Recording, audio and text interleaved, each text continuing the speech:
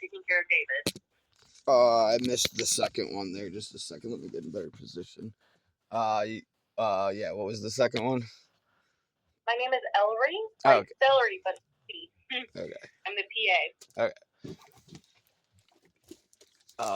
So we just wanted to call and talk about a discharge plan. I talked with the coalition, and they said that David's rent was paid, and so that he can return to his apartment, that he's not being evicted from there. So my thoughts is that, David is medically cleared for discharge, and we've been trying to get all of this housing stuff situated. And the coalition said that they're working with you on getting a 2-bedroom apartment and everything, so that you can live with David and help him and be his caregiver and everything. But my thoughts are, David has an apartment, and I'm sure it's only 1 bedroom, but that he could return and you could be his caregiver to that apartment while you guys work on getting a 2-bedroom. Does that sound okay? That's the reason why David's in the hospital. Like, I've tried to make that very clear, that place is very unfit for David. Do you mind expanding on that a little bit? Asbestos, bug infestations. He's Southern racist, and it's immigrant housing, and he was flipping out about that. Just multiple garbage, crazy people around, gunshots. Yeah, David was admitted with a stroke. Yeah. And that was because the Colorado Coalition for the Homeless is supposed to have been moving him for 3 years, and they've been taking their time. And in the last 6 months of the process, I've been putting my most help forward, and I had to do everything that the caseworker was supposed to be doing, like getting documents, stuff like that. His caseworker lied to him and said the only other building that he could go in was on Xenia Street in Aurora, when he had made it clear from the beginning of this process 3 years ago that he wanted out of Aurora. Then I found out that he had an open voucher, and he wasn't even held to the coalition's housing when they were saying that he had to go in a coalition building the whole time. Got that cleared up, that his caseworker saying that was the only building available. That was the only one he was applying to. Got that cleared up, got him scheduled for a building that he wanted because he had an active warrant at the time, and coalition was saying that he couldn't go into any other low-income housing because of the warrant would affect the application. But I got that cleared up while he was in the hospital, so now he's available for any low-income housing. But yeah, we appreciate all that work. It sounds like you've been doing a lot for him. Yeah.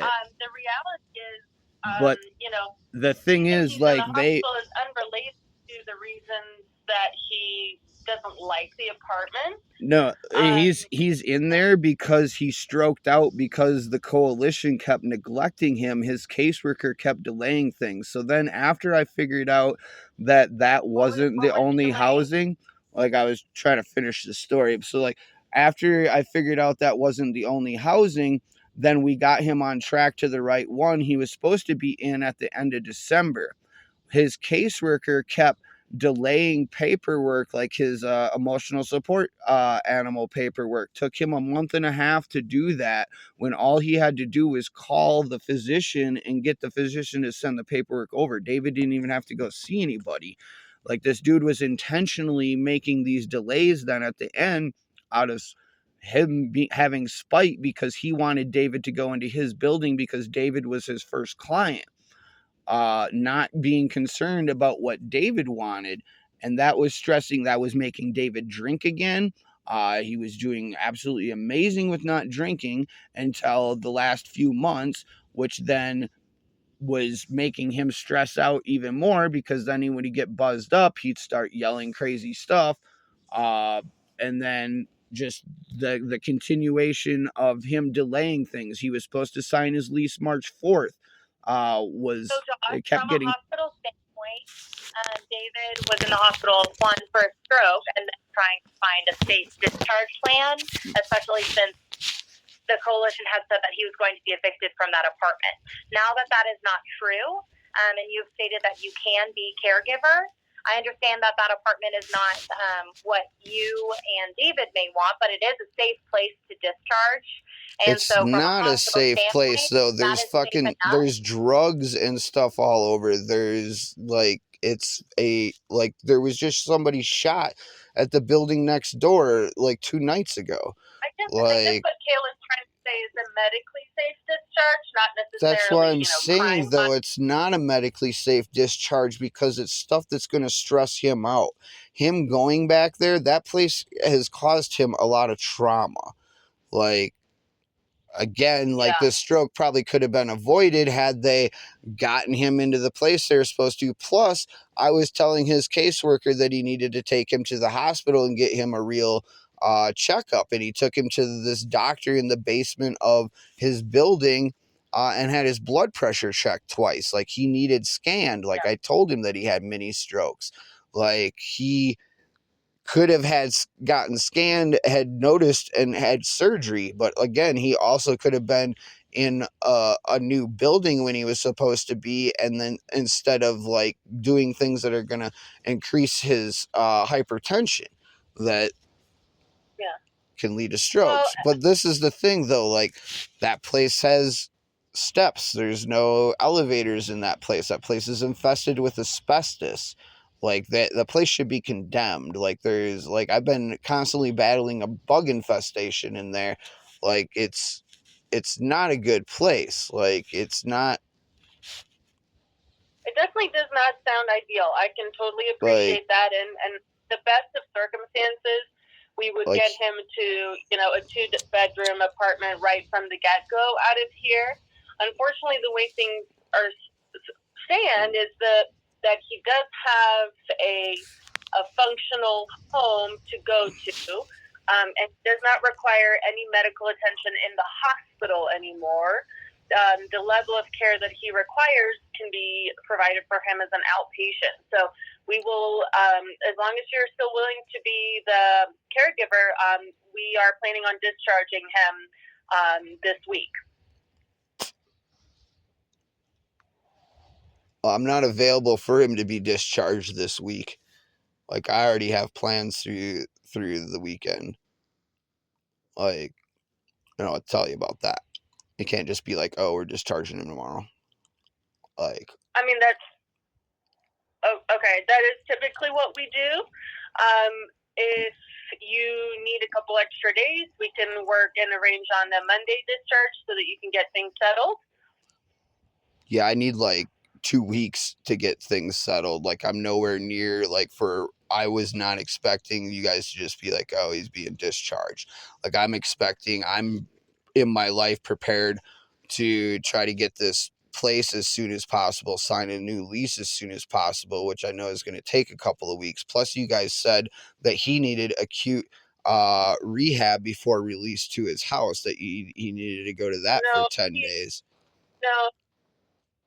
Well, I don't think he qualifies for define excellent mobility as what you stated. Walking around. What about his edema? What about his spasticity?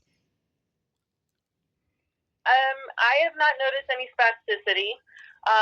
Did you notice the edema? The right upper arm, he does have decreased motion, and that's what he's receiving occupational therapy for. But as far as his activities of daily living, he's pretty close to being independent. The thing that makes him require a caregiver is more his cognitive ability, his memory loss, and the fact that he can't really communicate beyond yes or no answers. And so, we don't have this setup here to be able to test out, per se, like, if be able to cook food for himself or anything like that. But we would be able to continue to provide like a home health occupational therapy to come and continue to work on that with him. But at this point, he doesn't qualify for an acute rehab. And, I don't think, I can double check with our physical therapy folks, but I don't believe that stairs are a hindrance to him at this time. Really, what would be more concerned about is that he would maybe walk somewhere and forget where he is or not be able to come back. Maybe not, know how to pay his bills or cook food and things like that. So kind of general caregiver things, not so much, hey, you need help getting dressed or wiping yourself or things like that. So what about the edema? He doesn't have edema. So why is his right hand twice the size of his left hand? I did not appreciate that when I examined him today. Huh. I don't know why you guys have such contradictions of my observation. Because, also, stating, that he doesn't know how to read at all, and that's not a form of communication, yet the mess hall lady or whatever, whoever serves him his food, actually acknowledges that. Sorry, the who acknowledges what? It said the lady that serves him his food acknowledges that he can read. Okay, I don't know who that is. I don't believe I said he can't read though. But that's in the notes though. That's in your therapist's notes. That's why I'm questioning your therapist's evaluation of his excellent mobility, his spasticity, his edema. I don't know how you can't see that his right hand is twice the size of his left hand. That's... That is, if that is the case, again, I did not appreciate that large a difference in size. But if that is the case, it is most likely because he keeps that right hand lowered at his side and it doesn't have the exact same mobility as the left side. So just like when you're walking around and you get some swelling in your legs because you're on your feet all day, same thing will happen with your hand. Even if that were the case, and I'm happy to go take another look, that still does not require him to be in the hospital. Correct. Yeah, I'm just saying that relates to assessment. While somebody else is looking for a new apartment. That's not a reason to stay in the hospital.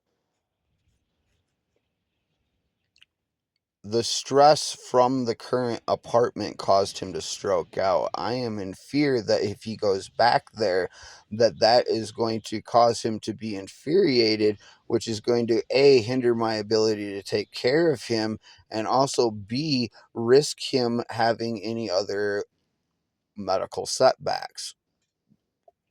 Yeah, unfortunately, strokes aren't just caused by stress per se.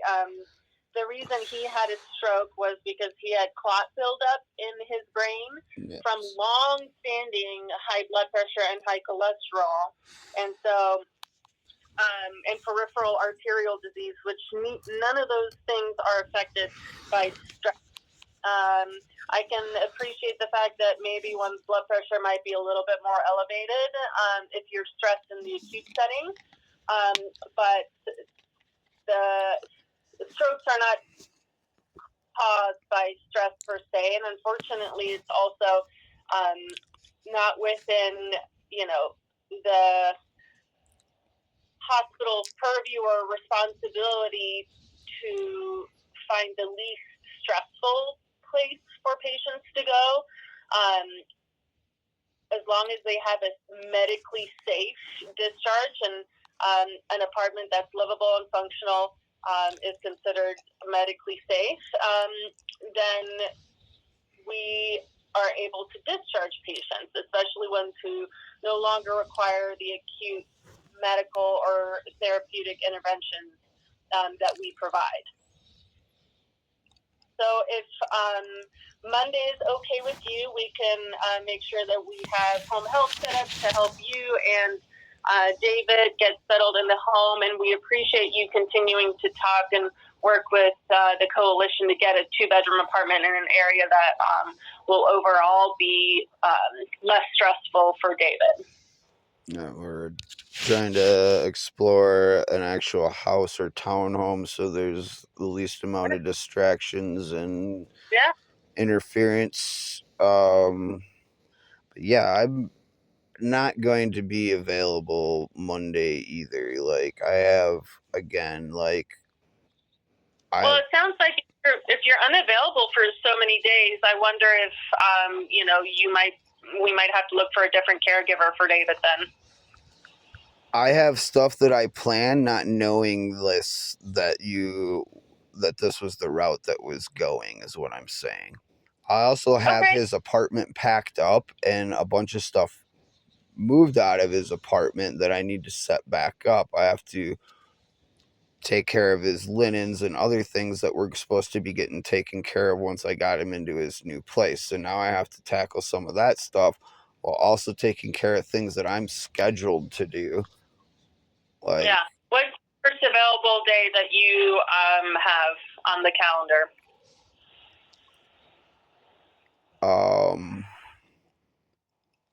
So I'm trying to figure out right now.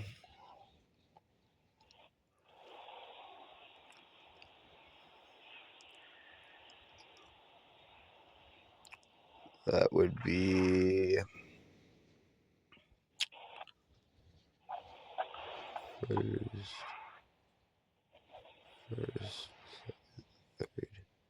Tuesday, June 3rd. Tuesday, June 3rd.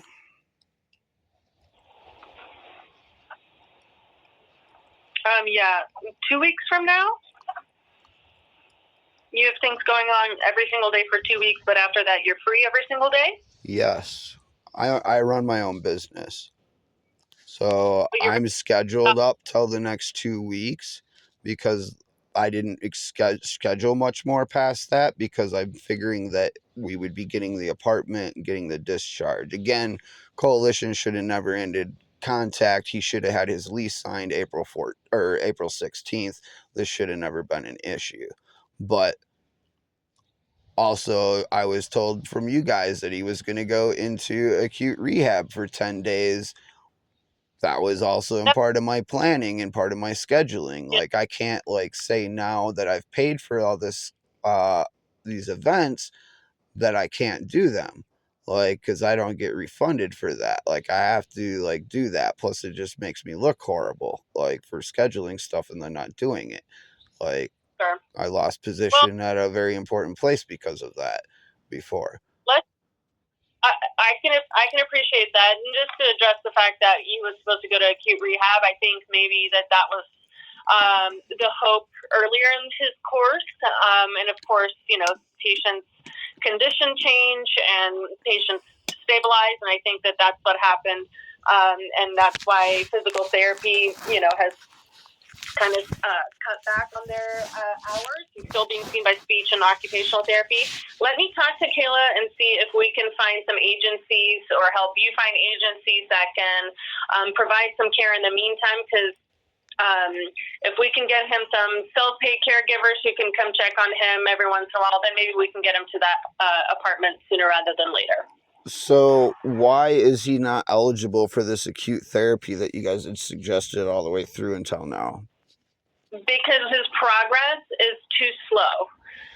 But what, I mean, they're more specialized. Maybe they would have better progress with him than somebody that comes in 15 minutes for one day of a week or misses 10 days in a row or...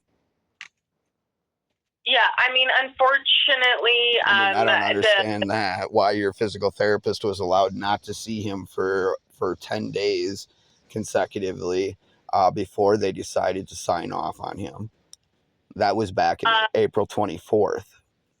Yeah, well, so I have, I believe I addressed the reasons that physical therapy signed off in the email. Yeah, but I'm saying before that, on April 24th, from the 14th to the 24th, he wasn't seen for over 10 days. Like, I literally have that in your notes saying patient wasn't seen by PT for over 10 days. That was a month before PT decided to sign off on him.